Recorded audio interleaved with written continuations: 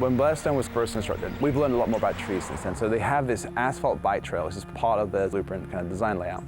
The trees that were planted, their roots have gotten up underneath the asphalt and are buckling it.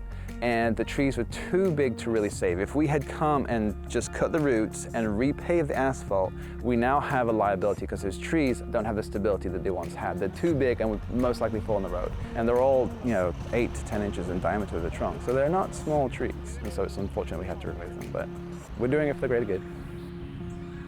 So a lot of the trees you can see here along the wood line were actually elm trees that were babies from the original ones that were planted. So from a responsibility standpoint, we're going to remove those as well and sort of reset the natural environment. So just trying to make it less invasive, but still trying to have the overall appearance of this canopy road as we kind of come down here.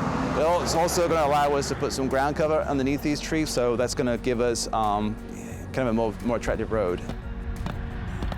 Most of the new installations, what we do when we have trees that we know are going to get big over time, we actually put root barriers. It's about 2 foot of plastic wall, if you will, up against the curb or the sidewalk that kind of goes down.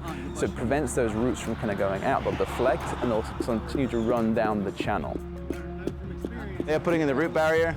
But this is the first time we've done it in-house, which is kind of neat for us. So it's been a fun kind of experience. We've sort of worked closely with Parks and Recreation. They've allowed us to borrow the trencher. We've learned a lot through science and data that what we can kind of do with these new products. So we're putting in some root barriers to prevent this from happening again. So we don't have to do the same thing in 20 years, right? Where we have a situation where there's more trees got to be taken down just when they're looking great and serving their purpose for shade, we have to remove them.